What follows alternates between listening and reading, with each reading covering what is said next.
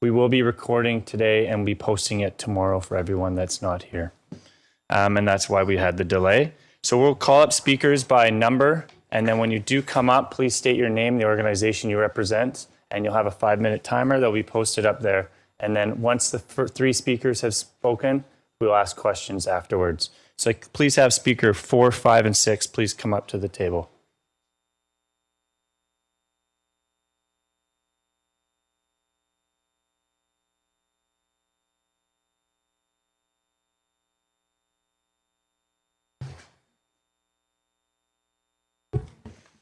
Thank you. And we'll start with you, Dr. Kelly.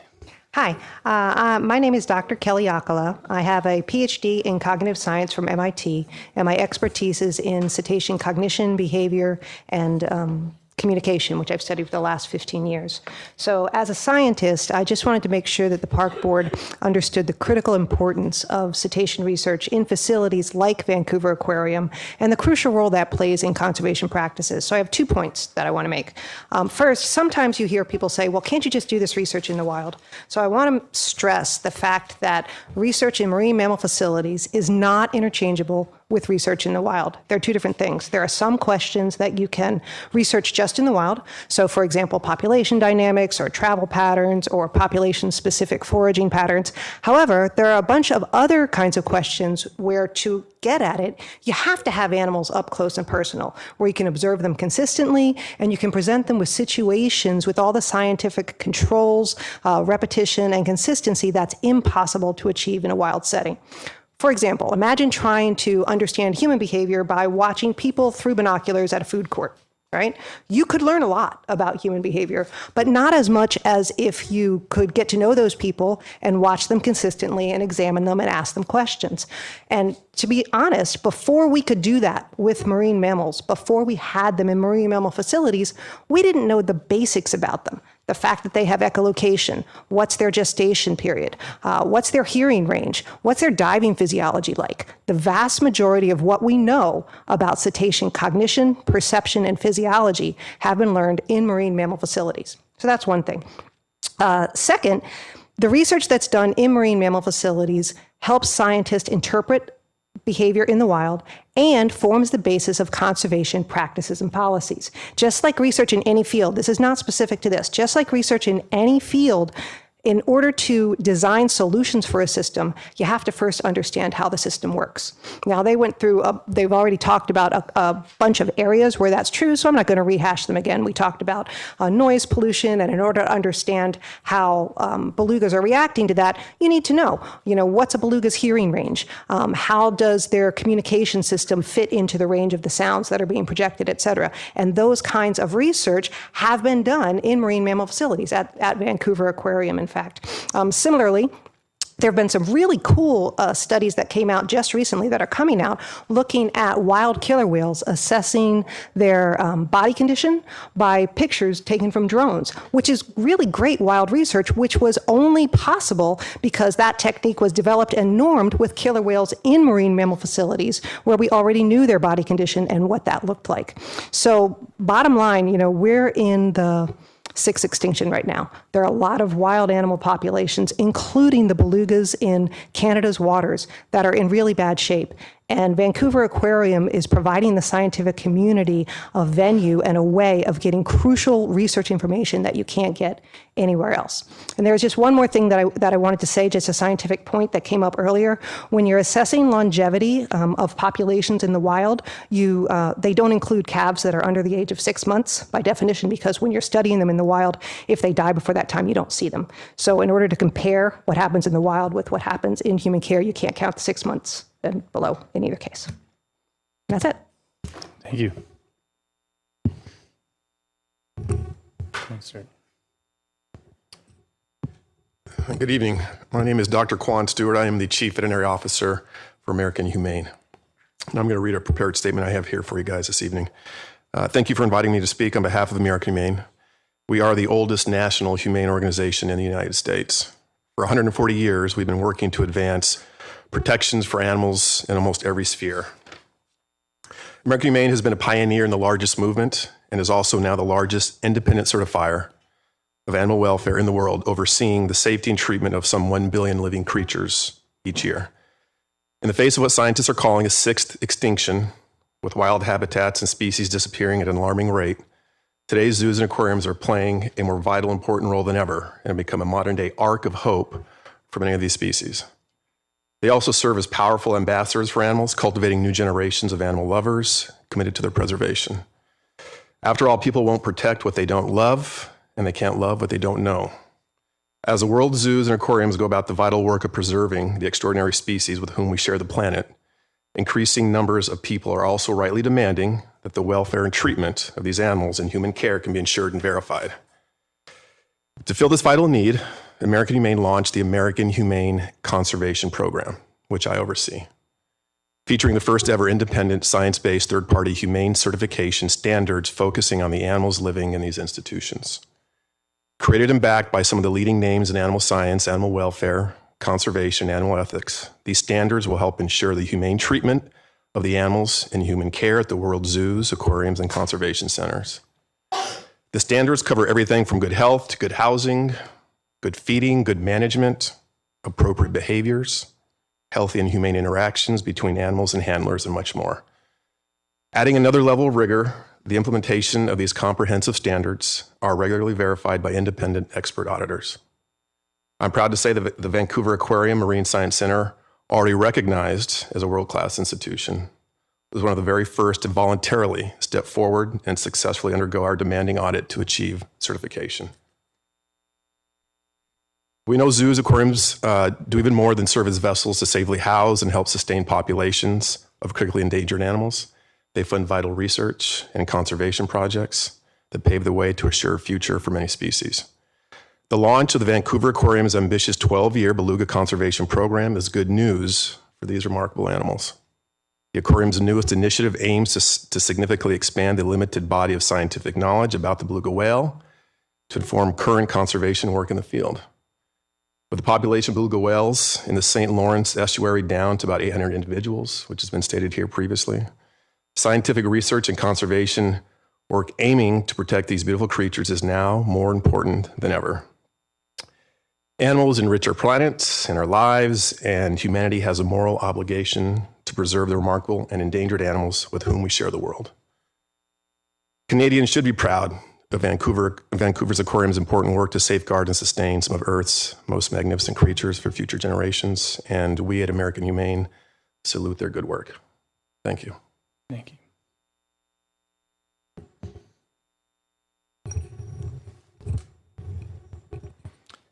Thank you. My name is Peter Fricker. I'm the Communications Director for the Vancouver Humane Society, and I'm speaking on behalf of the Vancouver Humane Society and ZooCheck. Both our organizations oppose cetacean captivity. The crux of this debate, in our view, is whether the Vancouver Aquarium's claimed benefits of cetacean captivity outweigh the negative impacts of that captivity on animal welfare. The concerns over animal welfare are genuine and credible, but the aquarium has tried to undermine those concerns with personal attacks on those who oppose its plans. The aquarium CEO, Dr. Nightingale, said opponents of cetacean captivity, quote, in my view, have no credibility. Dr. Nightingale has referred to those who oppose cetacean captivity at the aquarium as, quote, extremists. I would like to list some of the people who are on record as opposing cetacean captivity at the aquarium. Perhaps most notably, Dr. Jane Goodall, world-renowned animal scientist, whom Dr. Nightingale dismissed as, quote, operating on information provided by the activist community. Also, Dr. Lori Marino, PhD, neuroscientist and expert in animal behavior and intelligence. Dr. Naomi Rose, PhD, marine mammal scientist for the Animal Welfare Institute. Dr. David Duffus, PhD, founder of the Whale Research Lab at the University of Victoria. Dr. Paul Spong, PhD, neuroscientist and cytologist, founder of the Orca Lab on Vancouver Island.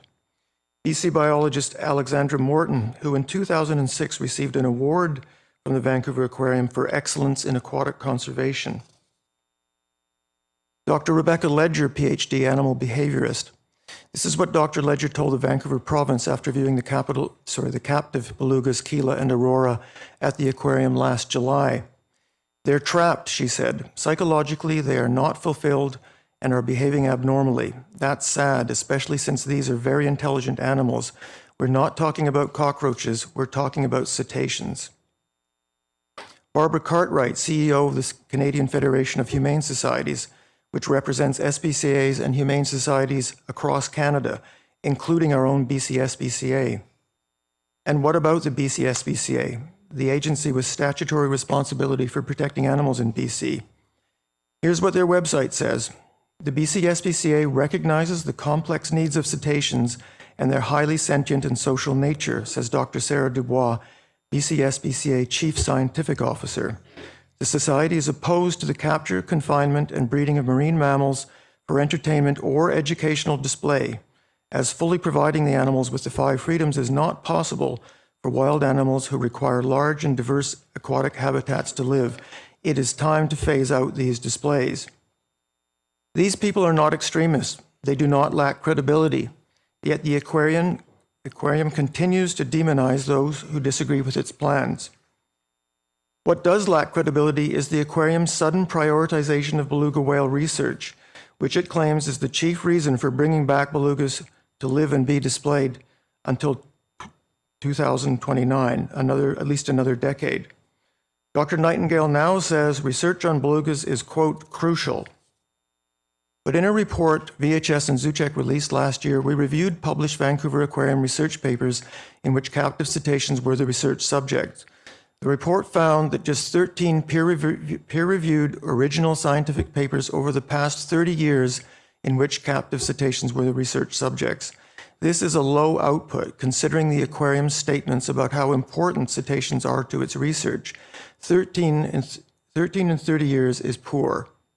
Citation analysis, that's the number of papers produced and the number of citations per paper, found that the research impact is also low, with relatively few citations from a low of 0 to a high of 27. Not exactly a world-changing research program at the Vancouver Aquarium, but now all of a sudden it is crucial. To say the least, all of this has left both the Vancouver Humane Society and Zuchek skeptical about the aquarium's justifications for bringing back belugas to live in captivity. To put it bluntly, we think they are being brought back because they are a lucrative tourist attraction, not because they are vital to cetacean research.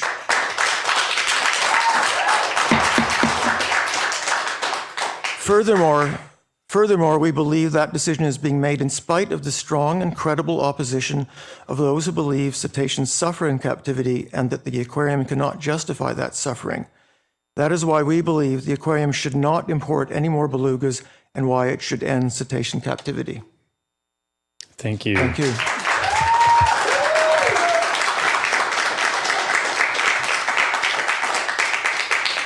Commissioner McKinnon, you're up for questions. Yeah, a question first for Dr. Ocula. Am I pronouncing your name? I'm sorry. Ocula, I'm sorry. Do you believe that cetaceans are sentient beings? Define sentient.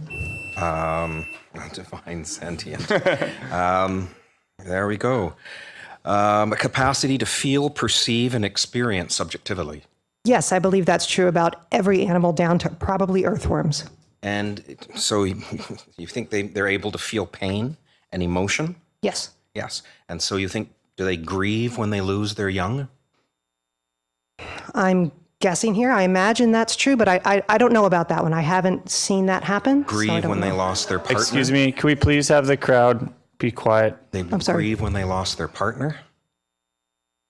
Define partner. If it's not a monogamous species, I'm not sure what you mean by partner. I'm not trying to understand. We don't understand why the last 2 belugas died. Okay, fair enough. When we've seen in humans that in long-term partnerships, when one dies, sometimes the partner will die as well within a very short period of time. Okay. And I'm wondering if that's the reason for the second death. Okay, what you're asking, just to be clear, I'm not trying to be difficult. You're asking me to speculate about an area that is not my area of expertise, which I can't give you a scientific answer on. What I can say is my understanding and it's secondhand of what happened is that the second beluga had the same symptoms as the first beluga. To me, again, as a non-specialist in that area, that doesn't sound like a grief-induced death, but this is just me as a person and not necessarily as a scientist, because I don't want to speak beyond my expertise. Thank you, Dr. Ocula. Sure. Dr. Stewart, you're an American Humane Society. We have beside you a partner, Canadian Humane Society, who have very, very different views on this. Can you comment on that? No, not beyond the fact that, well, I'll share this with you. I'm a 20-year practicing veterinarian. Marine mammals are not my area of focus and expertise. Companion animals have been for 20 years.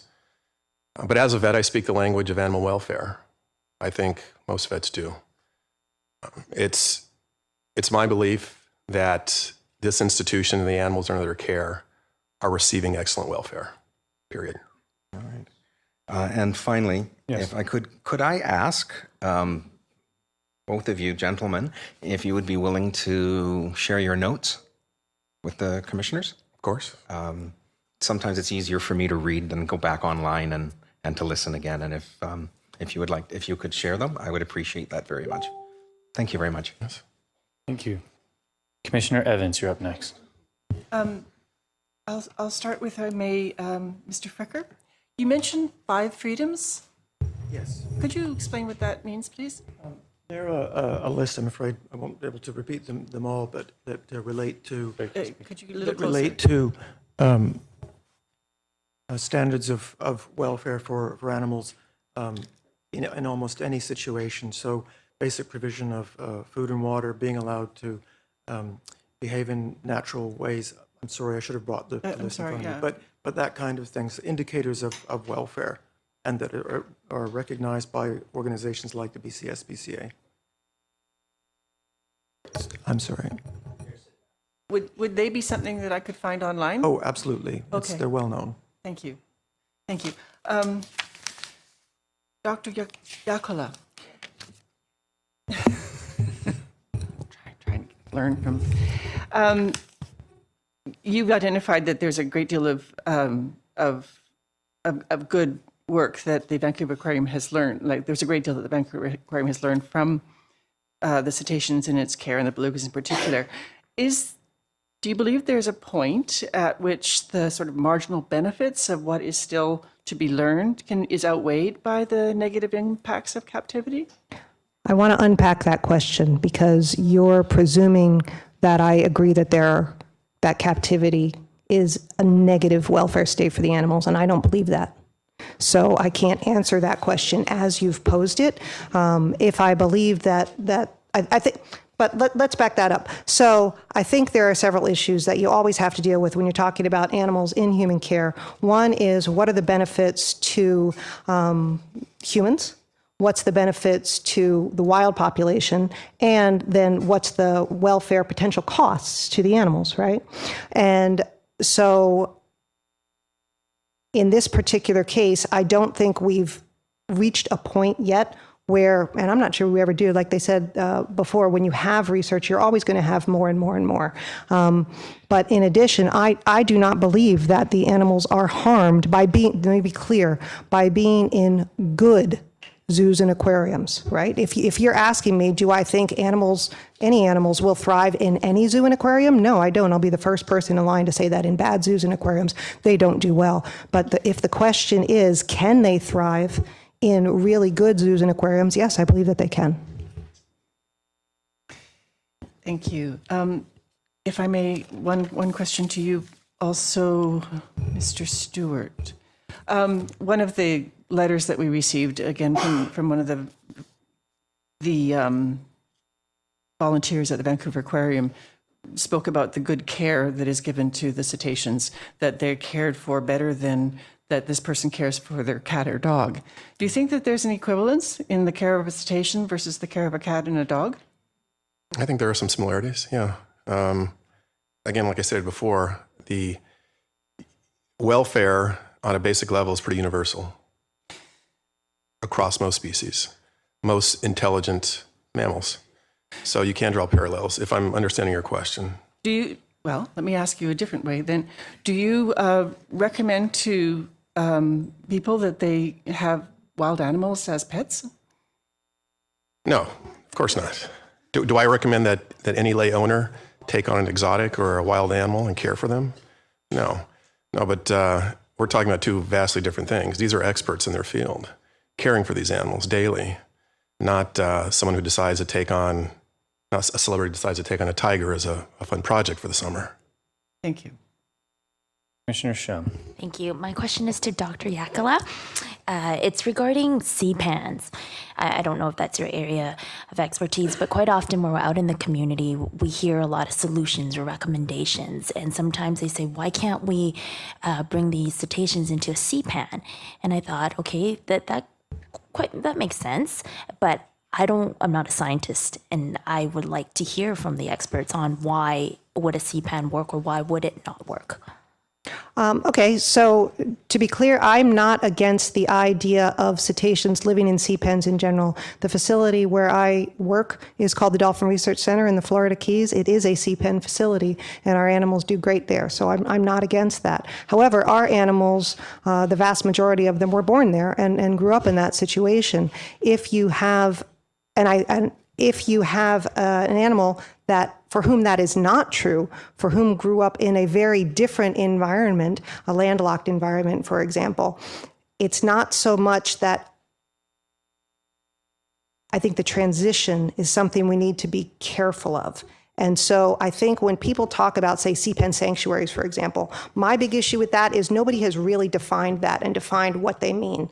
And the devil's always in the details, right? So once you have a clear proposal, then we can talk about, well, is that good for this animal or that animal, right? But same as I think people, when people move, right, especially if you move from a city environment to a country environment or something like that, there's a big transition there. And so if you're talking about taking animals who have been raised in one particular kind of environment where they have different immunological stressors and they have a different social environment, et cetera, and then moving them to somewhere else, it is unclear to me that that is necessarily a better situation. And again, I'm not against sea pens. We use them and I love them.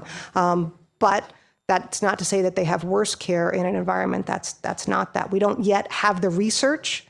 We're hoping to get that research. We don't yet have the research, to my knowledge, that compares them to any great effect. And I would love to see that research because I think it's a good question. Okay, great, thank you. Thank you. Seeing no more questions, thank you very much.